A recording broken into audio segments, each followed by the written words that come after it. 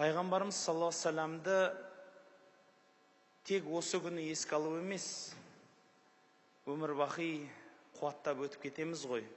Бірақ осындай мәуліт кештері арқылы мүмкін көп адамдардың жүрегіне жетпей жатқан осы бір ақиқатты, пайғамбарымызға деген махаббатты айтып өтсек екен дегім келеді. Салауат айту туралы келген хадистер өте көп. Бірақ соның жиынтығына мен бір хадис айтқым келеді. Төресін, соның түбін жетсеңіз, нұр үстіне нұр болар еді. Пайғамбарымыз саллаллаху алейхи вассаламға бір кісі айтады: "Я Расулалла, мен өзімнің Алладан сұрайтын бір арнайы дұғам болушы еді. Сол дұғаның ішіне сізді қосып қойсам бола ма?" дейді. Сіздің салауатыңызды. Сонда пайғамбарымыз саллаллаху алейхи вассалам: "Қоссаң жақсы болады" дейді. Ол кісі қуанып: "Егер сол дұғамның 1/3 салауат қылсам бола ма?" десе, "Жақсы болады, одан да қоссаң" дейді. "Сол дұғамның жартысын салауат қылсам бола ма?" десе, "Оған да қоссаң болады" дейді. Сонда әлгі кісі айтады: "Бүкіл дұғамды сұрамай-ақ, соның орнының бәрін салауат қылсам бола ма?" десе, пайғамбарымыз саллаллаху алейхи вассалам айтады: "Алла тағала сенің сұрағаныңды беріп қояды" деген екен. Иә, сіз Алладан мүмкін ауырған дертіңізге шипа сұрайсыз ба? Жоқ, басыңызда қиын қыстау қиыншылықтан құтылуды сұрайсыз ба? Жоқ, басқа мына дүниелік, арғы дүниелік ақыретіңіздің, мына дүниедегі бір тіршілігіңіздің бір нәрсесін сұрайсыз ба? Жоқ, ол дұғаның бәрін тастап, пайғамбардың өзіне тоқтаусыз салауат айтсаңыз, Алла тағала сізге сол сұраған, сұрамақшы болған затыңыздың бәрін беріп, оның үстіне артығымен беріп қояды, бауырлар. Бұл сахих хадис. Пайғамбарымыз саллаллаху алейхи вассаламға салауат айту, жүрегіңіздегіні сұрамай-ақ, Алладан өзіңіз мұқтаж болып тұрған нәрсеңізді тастай салып, пайғамбарға салауат айтудың өзі осыншалықты үлкен қасиет екен, бауырлар. Ал пайғамбарымызға деген махаббат бұл әрбір мұсылманның парызы болады. Иә, парызы болады. Пайғамбарымыз саллаллаху алейхи вассаламда бір хадис бар. Бірнеше хадиске тоқталып кетейік. Соның біреуі айтады: "Үш нәрсені дәмін білмей, адам иманның дәмін білмейді" дейді. Сол үш нәрсенің ең біреуі пайғамбарымыз саллаллаху алейхи вассаламды сүймей, иманның дәмін білмейді дейді. Пайғамбарымыз саллаллаху алейхи вассалам туралы айтылған хадистер көп. Өзінің махаббаты жайлы айтылған сөзі, пайғамбарымыздың әйгілі сөзі бар: "Мені жақсы көрмей, сіздер иманда кәміл болмайсыздар" деген сөзі бар.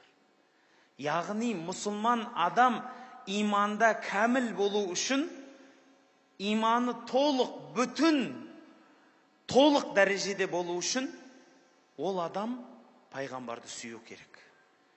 Фарз. Мысал айтайық, сіз ерініп тұрсаңыз да, парыз ғой деп намаз оқисыз, дұрыс па? Мойнымда қарыз ғой деп намаз оқисыз. Міне, пайғамбарды қаласаңыз да, қаламасаңыз да, жүрегіңізден көңіліңізге келіп тұрса да, ауырсынып тұрсаңыз да, жақсы көру ол парыз болады. Иә, соншалықты дәрежеде парыз. Бір күні Омар халифаға, о кісі халифа емес кезінде, Омарға пайғамбарымыз саллаллаху алейхи вассалам осы жайлы айтады ғой: "Мені өзіңнің балаңнан, ата-анаңнан, нәпсіңнен, мал жаныңнан артық көрмейінше иманда кәміл болмайсыздар" дегенде, пайғамбарымызға Омар тұрып айтады: "Мен сізді бәрінен артық көрем, тек жүрегімнің арасында тұрған нәпсімнен артық көре алмай тұрмын" дегенде, онда сен иманда кәміл болмапсың дейді. Сонда Омар сол жерде әлі басқа сөзге келмей тұрып, онда: "Я Расулалла, естіңіз, Хаттабтың ұлы Омар осы қазірден бастап сізді өзінің нәпсінен де артық жақсы көреді" деген екен. яғни зорлықпен болса да мен жақсы көргіздірем дейді. Түсінесіз ба? Пайғамбарымыз саллаллаху алейхи вассаламды бірақ сахабалар зорлықпен жақсы көрді деген сөз емес ол. Пайғамбарымызға деген махаббаты ол кісілердің соншалықты орасан болған. Ол кісілер туралы айтылған сөздер көп еді. Мысалы, бір кісі сахабадан сұрайды, сіздер пайғамбарды қалай жақсы көрдіңіздер дегенде, баламнан артық көрдім, ата-анамнан артық көрдім десе, біз де деп айтады. Сонда айтады, шөлдеген кезде қатты сусап су іздейсің ғой. Сол кезде саған егер бір құлтым су және пайғамбардың махаббаты десе, мен сол суды баз кешетін едім. Сол судан аттап өтетін едім деген кезінде әлгі сұрақ қойып тұрған кісі тоқтап қалған екен дейді. Пайғамбарымыз саллаллаху алейхи вассаламның махаббаты туралы бір сахаба айтады. Кәпір кезім дейді. Пайғамбардың алдына барып сөйлесуге барғанда не деген патшаларды көрдім. Бірақ ол кісінің, пайғамбарымыз Мұхаммад саллаллаху алейхи вассаламның сахабаларының пайғамбарға деген махаббатындай махаббатты бір жерде көрмедім деген екен. Түкірсе, түкірігіне таласатын. Түкірсе, таласады екен. Біреуі алғаннан кейін екінші жүгіріп келеді екен. Сен жаңалдегі түкірікті сен алдың, енді менің кезегім. Түкірсе, пайғамбарымыз менің түкірігінде маған түкірсін деп соны күтіп отырады дейді. Терлесе теріне таласады екен сүртіп алып. Пайғамбарымыз дүниеден өтсе, Мадинада тоны жүреді екен.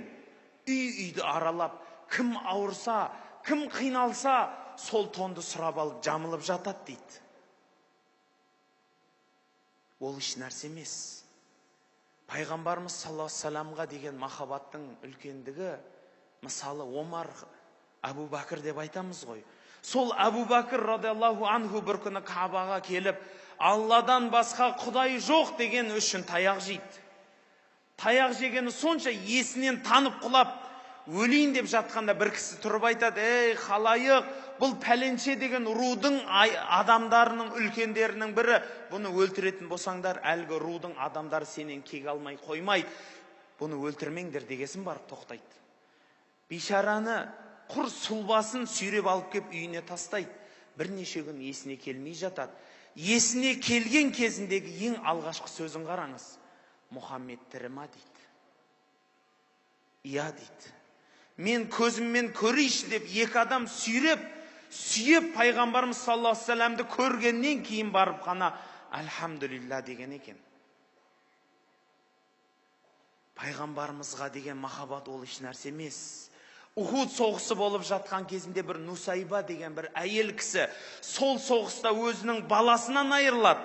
Сол соғыста өзінің күйеуінен айырылады. Сол соғыста өзінің бауыры, жан бауыры інісінен айырылады. Бір соғыста 3 жаназа тұрады. Бір әйелдің басында 3 жаназа тұрады. Сонда соған қиналып тұрған кезінде, Мұхаммед өлді деген кезінде, бұл кісі басын көтеріп, сол кісінің жағдайы қалай екен деп сұрағанда, бір сахаба келіп, қойнын ашып, мынау тұр деп көрсетеді. Жасырып, дұшпандар естімесін. Ол тірі дегендей, қойнын ашып көрсеткенде барып, Құдайға шүкір деген екен.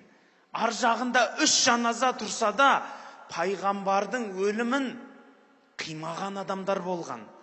Ол кісі дүние салмасын деген адамдар болған. Сол әйел пайғамбарды қорғаймын деп, қолына қылыш алып, шауып келе жатқан 100 атты әскердің алдына бір өзі шығады. Атты әскер таптап өтеді, қолын қырқып кесіп өтеді. Сөйтіп тұрғанның өзінде пайғамбарымызға бұрылып қарап, я Расулалла, бізге дұға қылшы, біз сенің жәннатта көршің болсақ болды деген екен. Ол еш нәрсе емес. Пайғамбарымыз саллаллаху алейхи вассаламға бір күні бір кісі келіп айтады, я Расулалла, мен сізді қатты жақсы көремін. Жақсы көргенім сонша, жүрсем, тұрсам сізді есімнен шығара алмай жүрем. Үйде отырып есіме түсіп кетеді дейді. Есіме түсіп кеткеннен түннің жарымы болса да тұрып келіп, сіздің есігіңіздің алдында тұрып, сіздің ұйықтаған дыбысыңызды естіп, аман есен екен ғой деп үйге барып тыныш ұйықтаймын дейді. Сізді көрмесем тұра алмайтыным, мешітке келіп сізді іздеймін дейді. Сізді көрсем болды дейді. Жүрегім өзіме келеді дейді. Бірақ мені сіздің алдымыңызға алып келген бір қайғы бар дейді. Ол қандай қайғы деген екен? Сонда әлгі кісі айтыпты: я Расулалла, бәріміз өлеміз. Сіз де кетесіз. Қиямет болады. Қияметте сіз пайғамбарлардың жанына тұрасыз. Сіз пайғамбарсыз ғой өйткені. Пайғамбарлармен бірге тұрасыз. Біз сияқты қара жаяу бейшаралар бір шетте тұратын шығар. Сол жерде тұрып мен сізді көре алмай қалам ба деп қиналып тұрмын деген екен. Сонда пайғамбарымыз еш нәрсе дей алмайды. Сол кезде Құраннан аят түсті дейді. Ниса сүресінің 69-шы аят. Кімде-кім Аллаға және оның пайғамбарына бағынатын болса, қиямет күні шыншылдарменен, әулиелермен, пайғамбарлармен бірге тұрып тіріледі деген екен. Яғни, ей пәленше, сен пайғамбарға деген махаббатың менен сен есіктің алдында тұрмайсың. Сен Мұхаммед Мұстафа саллаллаху алейхи вассалам пайғамбарымыздың дәл жанында тірілесің. Әл-мар'у ма'a ман ахбаб. Әрбір адам өзінің сүйген жанының жанында тіріледі деген екен. Бір күні пайғамбарымыз бір сахабадан сұрайды: қиямет жақын ғой, білесің, қияметке не дайындадың дегенде, әлгі кісі тұрып: я Расулалла, мен көп намаз оқи алмадым, көп садақа беруге жағдайым жоқ, кедеймін, көп ораза тұтуға менің денсаулығым жоқ. Бірақ менің бір-ақ нәрсем бар, мен Алланы және оның пайғамбарын жақсы көрем, қияметке соны ғана дайындадым дегенде, пайғамбарымыз: онда сен сүйгеніңнің жанында тірілесің деген екен. Бауырлар, пайғамбарымыз саллаллаху алейхи вассаламды сүю, жақсы көру, оның жемісінің үлкендігі сонша, сол пайғамбарды сүйген әрбір жан жәннатқа лайықты болады. Соған, пайғамбарға деген махаббаты үшін. Бірақ бауырлар, махаббат деген ол жай сөз болмайды ғой. Бір адам екінші біреуді жақсы көрем десе, мысалы айтайық, ер жігіт отанымды сүйем десе, жау шапқанда көкірегін оққа тоспаса, ол қандай сүю болады, ол қандай махаббат болады. Дәл сол сияқты пайғамбарымыз Мұхаммад саллаллаху алейхи вассаламға деген махаббат та жай құр сөз болмау керек. Ол іспен болады. Пайғамбарымыздың тастап кеткен сүннетін, тастап кеткен өсиет сөздерін орындаумен, ол кісінің салып кеткен сара жолымен жүру болады. Міне, махаббат деген сол болады, бауырлар. Осы бір кеште, осы жердегі әнші болсын, осы жердегі театр қызметшілері болсын, осы жерге келген әрбір жан, осы рухани кешке қызмет қылған әрбір жанның мақсаты, мен ойлаймын, сіздерге халайық жеткізгісі келген бір нәрсе. Ол пайғамбарымызға деген махаббатты, бауырлар, жай ауыз сөзбенен қалдырмаңыз. Сол сөзбенен қалмасын. Пайғамбарға деген махаббат жүрегіңізде жай ғана шоқ емес, от болып жансын деп, сол шоқты үрлеу үшін келді. Сол шоқты үрлеп жүрегіңізге жағып, соны от қылу үшін келді. Онда осы жасалған еңбекті Алла қабыл етсін. Және сіздерден сұрап өтінетініміз, бауырлар, пайғамбарымыз саллаллаху алейхи вассалам бірінші орында сұралатын нәрсе намаз дейді. Намазыңыздан қалмаңыз. Одан кейін кісі ақысы дейді. Кісі ақысын жемеңіз. Ақылардың ең үлкені Алланың алдындағы ақы.